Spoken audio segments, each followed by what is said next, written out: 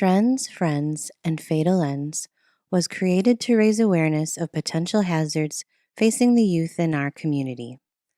This program includes images of a graphic nature which may not be suitable for younger viewers. Viewer discretion is advised.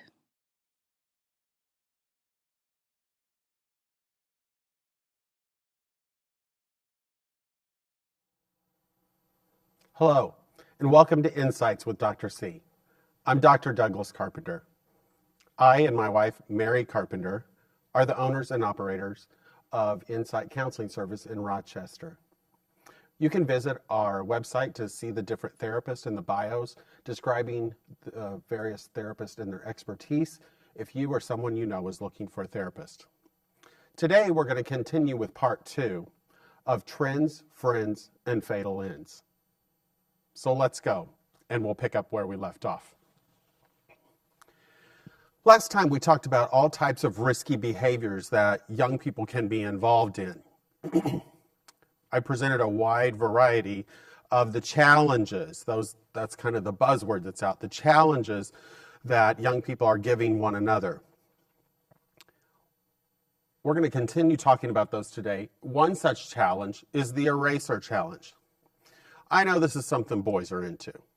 I remember when I was young, wanting to play and kind of create pain. I don't know why boys like that, but they kind of like to be rough and rugged, and so they find different silly games to play where you kind of inflict pain on each other. You punch each other in the arm, or we used to hold our knuckles down and shoot quarters at each other, and that was called bloody knuckles, and just really silly stuff. Well, one challenge here is that young people will get together and they'll take a pencil with an eraser on the end and they'll rub it on some part of the body. And they will do this to see who can withstand it the longest. Well, naturally and very quickly, that rubber creates a burning sensation on your skin and begins taking the top layer of skin off. So that's not a real wise thing to do. It can leave scarring and permanent mark on your skin. So it's not that there's a whole lot of serious danger. It's just not very smart. So boys out there, let's pay attention to that. Let's not really get into harming ourselves or harming someone else. I forgot the clicker. Sorry. Okay, got it. So, some of the pictures that you might see today may be a little graphic. They're all taken off Google Images, so they're easy to find on the internet. And the intent today is not for them to be graphic. It's just for you to be aware of what's out there and the various dangers that come about with these challenges. The next one seems kind of silly. You may have heard about it. You may have even seen it at a church youth group event or something fun like this. It's called the Chubby Bunny. The Chubby Bunny is where you take the jumbo-sized marshmallows, you put them in your mouth, you put one in, you say, Chubby Bunny. Okay, not so funny. Then you add another one and then say, Chubby Bunny. Now the goal here is to see how many jumbo marshmallows you can stuff in your mouth. So imagine when your cheeks are completely full of marshmallow and you're trying to say Chubby Bunny. As this young boy has his mouth full and he's trying to say Chubby Bunny, I'm sure it's probably fairly comical. The problem is marshmallow is a consistency that once it mixes with saliva and mixes with the heat inside your mouth, it begins to melt and it can emulsify, meaning that all those marshmallows can come together and start sticking together, making a clump. And there have been documented cases where people have choked, especially when young people are at home, maybe even doing this by themselves. There was one boy who died from this when he wasn't with a group of people, but he was doing this maybe on his own, or maybe he was just with one other kid. And they were doing this, and it activated the emulsification enough to where it then sealed off his windpipe, and he choked to death. So there is danger in doing this. Don't do this alone. Don't do this even in small groups. I would encourage you not to do it at all. However, I know young people will be young people, but you have to be careful with the choices that you make. Even though sometimes these may be funny, they're not always wise and can lead to problems. So, as I said in the last episode, if you're a parent watching today, please be conscious of the things that I'm presenting and be aware of some of the things that your kids might be doing, some of the things they may be watching on YouTube, some of the things they may be talking about with their friends that they might do that sounds funny, because some of them can be dangerous. If you're a young person watching today, I would encourage you to not learn how to do these behaviors from what I'm presenting to you today, but to learn what not to do. Be the wise one in your group. Be a leader, and say, you know, I don't think this is such a great idea because I heard this guy on TV and he was talking about this, and he actually said that there were people that have died from this. And maybe you can explain from the presentation today what the potential risks actually are. Now, here's another one. We talked about a couple of things, gallon smashing. We talked about gallon chugging, which is more with water. This is trying to drink a gallon of milk within an hour.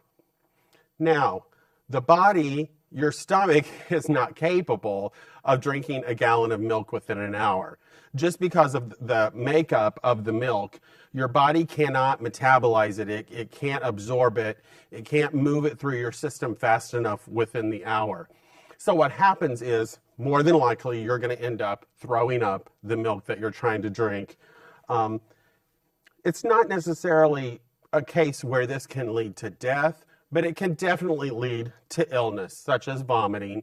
It can lead to gastrointestinal upset, diarrhea, bloating, because that's a lot of calcium and the other products that are in milk for your body to try to absorb and work through in a short amount of time. So again, this just isn't wise. And granted, there are YouTube videos all over out there of people trying to do this, but it's just not a wise idea. So again, if someone encourages you or challenges you to do this, just say, you know, I'm good. I know that my body, my stomach's not made to do that, so I'm going to pass on this one. Now, here's a scary one. This is called car surfing. These individuals that you see in the picture are actually young men who died from this behavior. There are a couple of things that have made this popular. The video game Grand Theft Auto has portions of the game where you can car surf. I think there's one part that I examined where the person shooting the gun or whatever they're trying to do in the scene is on top of some kind of truck or an ambulance looking type truck, a very boxy truck, and he's riding, having his gun, shooting while the truck is moving. So in some of the video games that young kids are playing, they're seeing car surfing. Some other things that made this popular, about 2 summers ago, there were about 8 different movies that depicted people car surfing, which is dangerous. So what the young person does is they stand either on the hood of the car, on the roof of the car, maybe on the trunk of the car or in the back, maybe a pickup, but usually on top of the vehicle, and they try to balance, or they try to ride there, or they may try to do some activity while they're trying to balance. Think about how dangerous this is, not only for you, but also for the driver. You could potentially be obstructing their view. You could fall through the windshield. You're not protected if you fell off and hit the pavement. Possible head injury. If you fall in front of the car could run you over. There are just multiple scenarios here that are just not going to work and just are not smart. So you don't want to engage in this very, very harmful, potentially behavior that could lead to death. Okay, so think about this. You don't want to be one of these young people that wind up dead from doing something that really wasn't worth it. Okay, now we're going to start talking about choking from homemade blowguns. You can find any type of device, maybe a pen, and take the ends off each end, something that's hollow like this. And then young people will find either a needle, they can use wire, BBs, something small like that, to use as a blowgun to blow it through. You can see on this X-ray that there's actually a needle or a piece of wire lodged in this person's throat. So the problem is when young people pick up a blowgun, they put something in the blowgun, they have a tendency to suck in air and then shoot it out. Well, the problem is when you use a blowgun, you have to suck in the air first, then put the device to your mouth and blow. But what's happening is they're putting the wire or the needle or whatever substance inside the blowgun, then breathing in, which then sucks it down their windpipe or their esophagus or their trachea, and you can see that these are getting lodged. This is very dangerous, so please be very careful. It's best to not make homemade blowguns. I'm assuming that they buy these somewhere and somehow that maybe prevent you from sucking things down. Maybe there's a screen here and you load it from the front. Whatever, try to find something that's made for that purpose if you're searching for something for that purpose, but let's not make our own. It can be very dangerous. Polar bearing. Now this is interesting. It took me a little bit to find some pictures that I could use here, because what happens in this is it's winter skinny dipping, basically. Young people will strip down nude, and then they will go someplace that's very cold, like out in the snow or at the ocean at some point where it's very cold, or a waterfall. They'll strip down naked and then jump in, and they record or have a sign usually about the temperature or the wind chill factor. And of course, the plot here or the thought is to see who can be the coldest nude outside. Now, the problem with this is naturally hypothermia, frostbite. There's a number of medical emergencies that could come about like this. If you jump into cold water or you're being hit with cold water, maybe your body temperature, your heart rate, many things like that can change.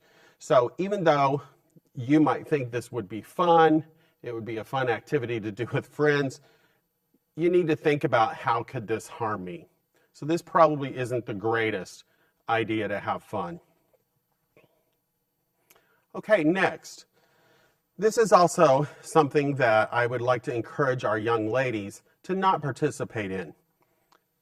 Sometimes they're called boob tweets, where girls will take pictures of their chest or their breast in some way and then allow guys to comment on them.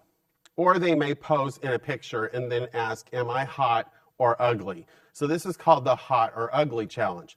Then when people see this on Facebook or Twitter or wherever they've posted it, then other young people can make comments and vote if the person's hot or if they're ugly. Now this is very harmful to the self-esteem of young women. Young girls at this age are already struggling with their self-esteem, their thoughts about themselves, how they feel, what they think people are thinking about them. Both boys and girls at this age feel like they are center stage. They feel like all eyes are on them. So when a young person, let's say they get a zit on their face, so they're having some acne problems, they feel when they walk into a room that all eyes go directly on that's what's visible. So they constantly feel like they're on stage and that they're being looked at. Then you get a girl like this who has some self-esteem issues. And she posts a picture of herself like this, asks this question. And sometimes at certain areas in our life, those tween years, our early teen years, we can look pretty awkward sometimes. We all go through awkward stages of growth and development. And so when people post that they're ugly, think about what that does to a girl's self-esteem. There have been documented cases where girls have ended up committing suicide after this type of challenge, to where they feel like they're ugly, to where they feel like, I'm never going to get a boyfriend, no one's ever going to like me because of the way I look. Or the world thinks I'm ugly, so therefore, what good am I? Why exist? So girls, I encourage you to stay away from this. Stay away from posting a lot of selfies or selfies that are seductive in any way and asking questions like this that could harm your self-esteem and the way you feel about yourself. Now, smoking, and we could also put snorting on here. Smoking or snorting Smarties. Smarties are a little family-owned company that's actually turned into a big company that processes confectionery sugars. Looks like little pills lined up in this nice little wrapper that says Smarties. I'm sure we've all seen these. We've all probably tried these. But what young people are doing is they're crushing the Smarties up into a powder. And then they're doing one of two things. They may line them up almost like you would cocaine and then use something to snort it up their nose. And the goal here is basically to see how long you can stand it. Because naturally, if you're snorting something like this up your nose, it's going to burn, it's going to take your breath away. The other thing they're doing is then crushing them up, putting them back in the wrapper, keeping the end open, inhaling it, and then blowing it out. And then the powder from what you crushed up creates smoke, or what seems to be smoke. Now, there are a couple of problems with this. Number one, sugar is crystallized. It's not like the cinnamon challenge that we talked about in the prior episode. The cinnamon challenge is a very finely ground powder. Actually, it's tree bark that is ground so fine. However, it's still a substance that does not belong in your lungs.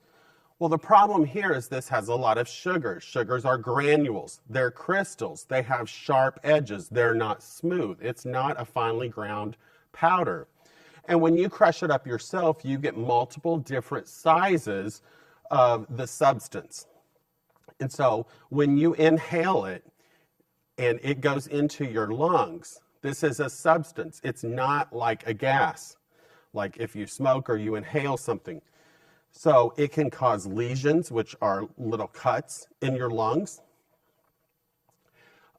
It can cause your lungs to collapse. Many of the things that I mentioned in the cinnamon challenge that can happen to you medically can happen when you do this with Smarties. But again, the potential problems are greater because, like I said, it's a crystal and it has sharp edges, so you can get a collapsed lung. This can stay in there and cause bronchitis. People with asthma can go into an asthma attack from this taking the airways, and your bronchial tubes and your alveoli are much smaller in people who have asthma, so this can clog those up. So there are many medical things that can be caused by this. This isn't just something fun or easy and it has no ramifications. It has all kinds of ramifications. So I would encourage you not to engage in this type of behavior either. All right, Snapchat. I'm sure all the young people listening today know what Snapchat is. If you're a parent and you don't, it's an application on your phone that basically I can record myself saying something, doing something. I can record something in the environment and I can send it to a friend. And I can set it to where it may only last for a couple seconds and then it disintegrates. So a lot of young people, I shouldn't maybe say a lot, some young people are using this to send inappropriate photographs of themselves. This is called sexting. But they will send an inappropriate picture of themselves to someone that they like, someone that they're dating, and they feel safe about doing this because when the other party opens the Snapchat, they only have 5 or 6 seconds to view it and then it's deleted. Well, that's not actually true. There are a couple of problems with this. Number one, when you send something in Snapchat, any mobile device, you can take a screenshot of it. So if I'm a young boy and I ask a girl to send me an inappropriate picture, that comes through in Snapchat. When I go to open it, I prepare to take a screenshot of it. So therefore, I now have a saved picture of this young girl or woman or whoever who's sending me this inappropriate picture. So it did not disintegrate. It did in the Snapchat, but now I have it in my photos. Or there are also other apps that allow you to save your Snapchats. So other apps can actually kind of break into Snapchat and you can save the pictures. So there's another way that people are holding on to these pictures. Now, if you are under 18, this is against the law. This is producing child pornography. If you send a picture of yourself, that's production of child pornography. To the receiver, and if you hold on to the picture, then you are in possession of child pornography. If you send it on to your friends or get mad at this girl when you break up and think, oh, I'm going to get her back, I'm going to send this out to all my friends, you now have a possession and a distribution of child porn charges. This could lead to multiple legal problems for you, such as being on the sexual offenders registry for the next 25 years, several $1,000s in fines. There are multiple problems associated with this. So I'm sure at some point on another episode we'll talk about the dangers of sexting, but this is a form of sexting, and boys and girls, teenagers, you do not want to be involved in this because of the way these pictures can be saved at this point. The knockout game. This is very, very dangerous and very crude, very rude. On top of it, there are groups, typically a group of boys, maybe a gang, may not be gang related, but what they're doing, they're walking up to unsuspecting strangers and trying to hit them hard enough that it knocks the person out. Now, naturally, this is extremely dangerous for the recipient. If you hit a person in their head in a certain place, it can actually cause death. You can see some of the severe injuries. Look at this man who was hit, bludgeoned, and then there's another potential problem because this person then, if they pass out, they're going to fall and also hit the ground. And if they fall face first, multiple injuries can happen from this. This is a serious, serious legal issue. This is assault. You can damage someone's eyes permanently. The knockout game is no joke. Do not let yourself be involved in something that would bring this kind of harm or degree of harm to another individual. You don't want to get yourself involved in legal issues at a young age. You don't want to get yourself involved in legal issues at any age. But definitely you don't want to start that at a very young age. Trunking. This is also very dangerous. In Michigan, there are several laws for young drivers. Some of those, within the first year of driving, you can't have a certain number of other teenagers in your car, or one of them can be a family member and then a non-family member. I know I'm going through this right now because I have a 16-year-old driver in my home, so we're learning all these rules and regulations. But one way that some people are getting around this is by having someone else who they want to cart around or go to a party with, but they've got the amount of people in the car that they can have, they will put the person in the trunk or people in the trunk and then drive to the movies or drive wherever it is they're going. Now, this is actually very, very dangerous. What if this person was rear-ended by another vehicle? Or let's say even a semi or a heavy vehicle. And it doesn't even have to be something big and weighs a lot like some kind of truck. This could be very dangerous and very life-threatening within just a matter of seconds. And nobody intended that to happen. But there's huge potential if you are trunking that an accident could happen. We never plan for car accidents. You always think, oh, it won't happen to me. That's another thing about young people. I mentioned a while ago that they always feel like they're on center stage. They often tend to feel invincible too, that won't happen to me. I can do this risky behavior and I'm going to be fine. You don't know that. You're not invincible. You are fallible. You can make mistakes. Accidents can happen to you. You have to think things through. This is not something you've thought through. So please don't engage in this kind of behavior. Bubbling. This is disgusting, but it started from a skater in Australia, and this is where the skater attempted to urinate in his mouth.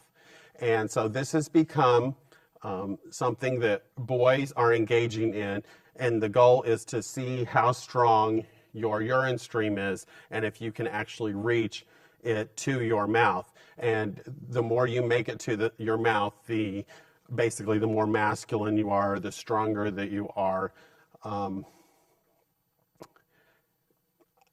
what I've read, there's no actual big harm in drinking your own urine. It is about 95% water, 5% other waste in your body. However, I can't imagine that would be a pleasant experience, and why would you want to record it and put it out there for people to see? So today we've talked a lot about more challenges, more things that are out there that young people are into. Again, if you're a young person, I would really ask you to value your life, to think about the choices that you're making. Don't let peers pressure you into doing some of these activities. Think about your life. One thing as teenagers, you often don't think through the situation. We feel and then we do. But you have to feel, think, and then do. You have to think about the consequences of your actions. You have to think about what could potentially happen if I do engage in a behavior. If you or someone that you know, someone that you love, is struggling with anything in their teenage years, maybe it's not challenges, maybe it's not so much peer pressure, maybe it's a host of problems that a teenager can have, and you feel like you need someone to talk to, I would encourage you to ask your parents to make you a counseling appointment and give you a third party to talk to. Until next time, live well.